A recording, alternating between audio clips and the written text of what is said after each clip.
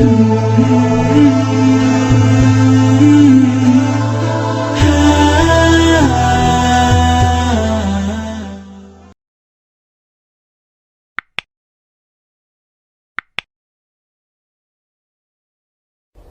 kita sedang dalam kondisi sendiri, butuh teman curhat, Allah sebaik-baik tempat curhat.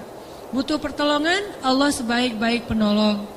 Butuh kebaikan, Allah memiliki segala kebaikan. Butuh jalan keluar, Allah lah yang satu-satunya yang punya jalan keluar dari semua kebuntuan hidup kita. Makin banyak masalah, makin dekat sama Allah. Gak apa-apa kalau kita ngerasa, saya mah gak pede dekat sama Allah. Kenapa? Saya banyak dosa. Kalau gitu dekat sama Allah sebagai pendosa. Gimana dekat sama Allah sebagai pendosa? Tadi, Rabbi zalamtu nafsi faghfirli. Ya Rabbi, saya menzalimi diri saya sendiri, maka ampunkanlah dosa saya. Deketin Allah dengan minta ampun.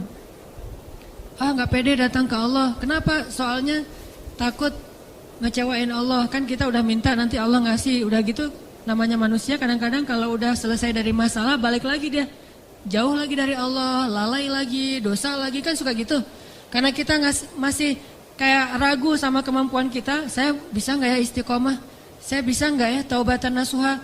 Daripada nanti saya udah minta sama Allah, Allah tahu banget kalau saya itu masih labil, kan gak enak. Udah gak apa-apa, kita berbuat dosa, datang lagi sama Allah. Dosa lagi, datang lagi sama Allah. Kapan sih Allah pernah putus asa mengampuni dosa hambanya? Yang ada itu adalah hambanya putus asa minta ampun pada Allah. Allah mah gak pernah putus asa. Gak ada kalimat satupun di Al-Quran dan hadis Allah bilang gini, saya gak akan ngampunin dosa kamu lagi. Kenapa? Udah 3 kali saya ampunin, kamu ulangi. Gak pernah Allah ngomong kayak gitu. Baik di Al-Quran gak pernah, di hadis gak ada. Baik hadis Nabi gak ada, hadis Qudsi juga gak ada. Gak ada cerita Allah itu ketika kita datang pertama, ya diampunin. Datang kedua, udah deh. Datang ketiga, ini terakhir ya. Allah gak pernah ngomong gitu kan? Pas yang keempat, tidak ada maaf bagimu. Gak ada Allah ngomong kayak gitu. Selalu, wahai hambaku, qul ya ibadiyalladzina asrafu ala anfusihim. Katakan kepada hambaku yang sudah banyak dosa dan menzalimi diri sendiri. Qul ya ibadiyalladzina asrafu ala anfusihim. Allah tuh baik banget loh sama kita. Allah tahu kita banyak dosa, tapi Allah masih manggil kita tuh ibadi, hambaku gitu coba. Itu panggilan lembut loh dari Allah. Allah kalau kasar panggil nama, ya Hanan, itu kasar tuh. Tapi ya ayah abdi itu lembut. Sama kayak Aisyah kalau marah sama Rasulullah manggilnya Muhammad. Aisyah, ini kata Aisyah sendiri, Aisyah radhiyallahu anha. Jadi kalau Aisyah manggil Rasulullah, ya Rasulullah, itu lagi enak tuh perasaannya, lagi moodnya lagi enak. Tapi kalau ya Muhammad, itu lagi marah. Tapi Rasul dipanggil Muhammad biasa-biasa aja ya. Kita mah kalau dipanggil nama, istri celaka nih, durhaka segala macam, keluar dalil. Nabi aja yang punya dalil gak pernah ngeluarin, kita yang gak punya dalil suka ngeluarin, kan aneh tuh. Hadis itu ucapan siapa? Ucapan Nabi kan? Ucapan saya apa ucapan Nabi? Lalu kenapa saya lebih sering mengeluarkan hadis itu daripada Nabi? Kan aneh tuh. Nabi aja yang ucapan beliau sendiri, hadis beliau sendiri, gak pernah ngeluarin hadis-hadis tentang istri harus kayak gini untuk ngedidik istrinya supaya istrinya tunduk. Enggak. Nabi mah ngeluarkan hadis itu kepada kaum muslimah dalam suasana yang nyaman. Tapi kalau lagi marah gak mau pakai hadis, gak mau pakai ayat. Kita kalau lagi marah, ayat hadis keluar semua tuh. Jadi taklim kita itu bahan untuk marah gitu. Kalau lagi marah ntar saya keluarin nih ayat-ayat yang kemarin saya dengar di ta'lim. Allah tuh baik banget sama kita. Udah banyak dosa masih manggil abdi, ibadi kalau yang banyak mah. Qul ya ibadiyalladzina asrafu ala anfusihim. Katakan kepada hamba-hambaku, sama kayak ibu manggil ya Bunayya, wahai anakku, anakku. Udah sering ngecewain ibunya, masih dipanggil anakku, nggak dipanggil nama. Saking maha baiknya Allah kepada hamba. Katakan kepada hamba-hambaku yang melampaui batas. Arti melampaui batas berarti dosanya tuh udah nggak kehitung, udah banyak banget. dia buat zina, dia membunuh, dia minum khamar, kalau sekarang narkoba, dia pokoknya durhaka, ninggalin sholat, semuanya dia lakukan, termasuk perdukunan, syirik.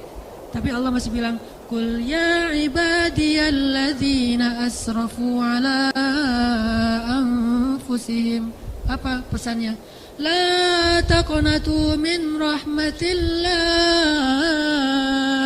Jangan putus asa minta ampun sama Allah. Coba, gak pernah Allah putus asa ngampunin kita. Yang ada kita putus asa minta ampun sama Allah. La taqnatu min rahmatillah. Jangan putus asa minta ampun sama Allah. Innallaha yaghfirudz dzunuba jami'a. Allah mengampuni dosa semuanya. Semua dosa diampuni. Tapi Allah pernah syirik. Innallaha yaghfirudz dzunuba jami'a. Saya pernah berzina, ya Allah, yaghfirudz dzunuba jami'a. Saya pernah durhaka sama orang tua, ya Allah, yaghfirudz dzunuba jami'a. Saya pernah minum khamar, saya pengedar narkoba, ya Allah, yaghfirudz dzunuba jami'a. Saya pernah mencuri hak orang lain, ya Allah, yaghfirudz dzunuba jami'a. Semuanya diampuni. Memangnya ada tempat lagi bagi kita untuk lari dan berserah diri kecuali kepada Allah? Kalau kita punya masalah, adakah tempat yang lebih baik bagi kita untuk datang curhat dan mengungkapkan semua masalah kita daripada Allah? Makanya Musa tahu hal itu. Dia labil memang, dia anak muda dan itu wajar. Tapi dia tahu dan yakin satu kebaikan, bahwa selabil apapun, sebanyak apapun kesalahannya, dia selalu datang dan mengatakan Rabbi. Lalu mengakui kesalahannya, zalamtu nafsi ya Rabbi. Salah lagi, bilang lagi, Rabbi zalamtu nafsi, ini gimana nih ya Allah, saya salah melulu. Salah lagi ya Allah, salah lagi deh. Salah lagi ya Allah, salah terus. Salah lagi ya Allah, tolong dong, saya pengen berubah. Terus aja gitu. Jangan datang kepada manusia. Makin sering kita datang kepada manusia, kita makin rendah. Makin sering kita datang kepada Allah, kita makin tinggi. Datang lagi, datang lagi. Gimana cara datangnya? Gak susah datang sama Allah tuh, gak perlu dicari. Gak ada cerita Allah lagi lowbat, gak ada. Kalau manusia kita japri, kita telepon lagi lowbat, dia gak akan. Atau lagi enak-enak telepon, tiba-tiba mati teleponnya. Gara-gara kita teleponnya pakai WhatsApp call. Jadi kalau ada masuk telepon yang keputus gitu kan ya, cari yang gratis. Kalau ke Allah mah gratis dan gak akan keputus. Call Allah mah gratis, tinggal gini doang nih. Jadi teleponnya nih, telapak tangan kita ini adalah gadgetnya. Gini nih. Tekan nomornya gimana? Tekan nomornya tuh tinggal ngomong, gak perlu ditekan-tekan. Ngomong aja, Rabbi. Udah langsung terhubung tuh, kan cepat banget. Kayak ada telepon gitu ya. Nama istri saya Sarah, sekarang dia ada di atas. Saya kayak misalnya saya mau nelpon istri saya, terus saya nyalain handphone. Sarah, halo. Dia manggil saya Albi. Albi itu artinya kekasihku. Albi gitu kan, ada gak telepon kayak gitu? Bisa gak? Ada ya, cuma jarang, saya juga nggak bisa nih, nggak tahu cara nyetelnya. Jadi kalau mau nelpon istri kita, istriku, langsung calling gitu, dan dia langsung ngangkat, nggak lama-lama, kita nunggu lama kok nggak diangkat-angkat, alasannya lagi, kenapa sih nggak diangkat-angkat? Maaf tadi lagi di kamar mandi, misalkan suka gitu tuh. Allah mah nggak ada cerita gituan. Miss call 10, yang ke-11 baru diangkat, nggak ada tuh. Allah mah nggak ada miss call, nggak ada disconnect, nggak ada sinyal jelek. Nggak ada habis pulsa, nggak ada kepotong sama call yang lebih berbayar mahal, nggak ada yang kayak gitu-gituan. Kalau Allah mah tinggal bilang, Rabbi, ya abdi, labbaik ya abdi, aku terima apa yang kamu butuhkan ya abdi, sebutin gitu. Allah tuh gitu, cuma kitanya nggak mendengar dengan lisan, dengan telinga. Kita harus mendengar itu dengan hati kita. Kalau kita yakin, ana inda dhanni abdi bi, aku tergantung yakinnya hambaku, prasangka hambaku, gimana perasaan hambaku. Kalau kalian yakin aku mendengar dan mengijabah, aku pasti mendengar dan mengijabah. Kan gampang, Allah mah tergantung kita ya. Jadi jangan salahin Allah, Allah aja bilang tergantung kita. Kalau kita ngerasa doa kita gak diijabah, jangan salahin Allah, kok Allah gak ngijabah. Salahin diri kita, kenapa kita gak yakin Allah mengijabah. Yakin kok, kalau yakin ngapain dipertanyain. Kalau kita yakin jangan dipertanyakan. Karena Allah pasti tidak akan ngecewain hamba yang datang kepadanya.